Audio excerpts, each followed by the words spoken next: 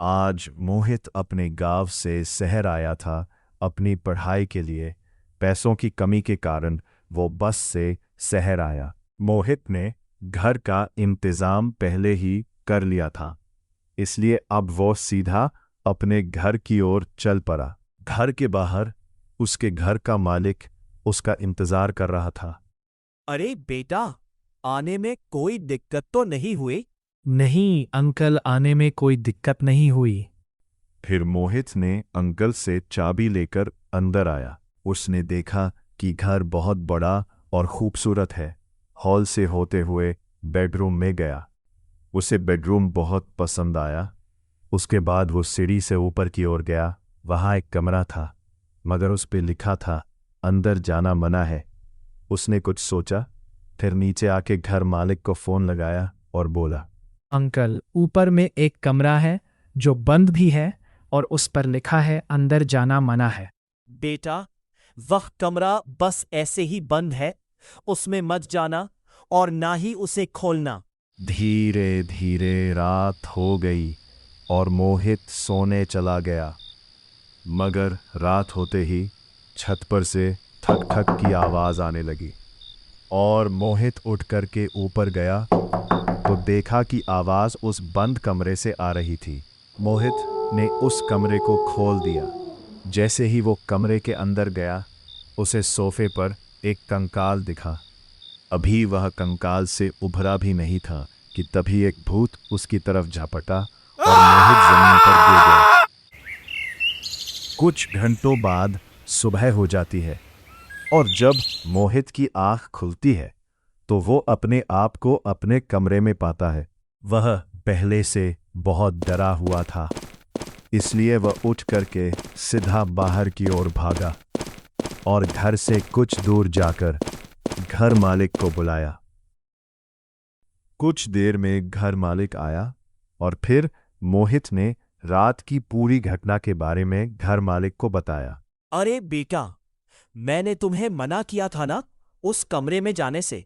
हे भगवान, ना जाने अब क्या होगा।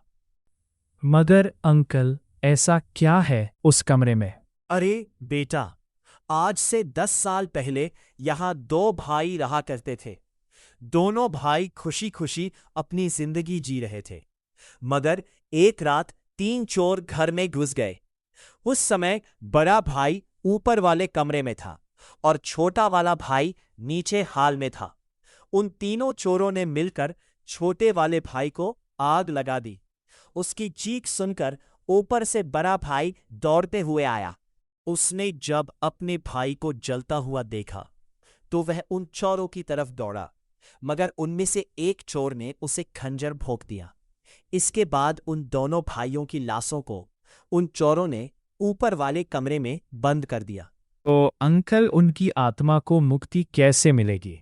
बेटा, शहर से बाहर एक तांत्रिक बाबा रहते, कहीं उनसे हमें कुछ मदद मिल जाए। ठीक है अंकल, अभी ही चलते हैं। ठीक है बेटा, जल्दी चलो। फिर वो दोनों पैदल ही चल पड़े।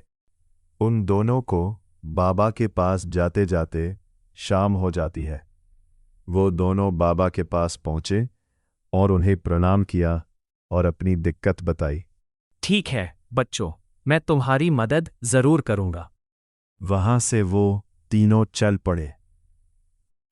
उन तीनों को पहुंचते पहुंचते रात हो जाती है।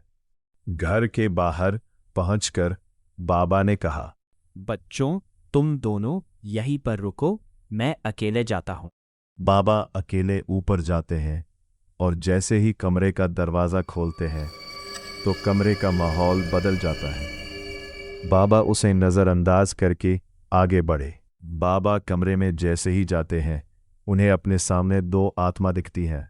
उन्हें देखते ही बाबा मंत्रों का उच्चारण करने लगे, मगर दोनों भूत हंस रहे थे। तभी उनमें से एक भूत आगे बढ़ा और बाबा को एक लात मारी, जिसके कारण बाबा कमरे के बाहर जा गिरे। बाबा डर के मारे घर से सीधा बाहर की ओर भागे। घर के बाहर मोहित और मकान मालिक बाबा का इंतजार कर रहे थे। तभी बाबा अंदर से भागते हुए आए और बोले, बेटा, वह दोनों आत्मा बहुत खतरनाक है, चले जाओ यहां से।